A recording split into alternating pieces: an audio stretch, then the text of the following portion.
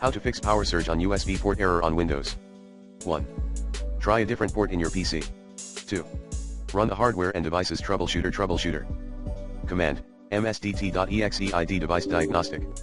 Note, you may need to update your device drivers, using the recommended Avast driver updater in this video guide. 3.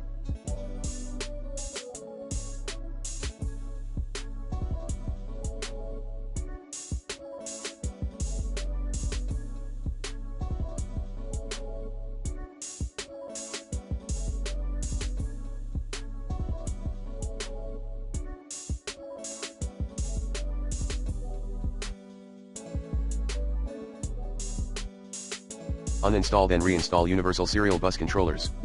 4.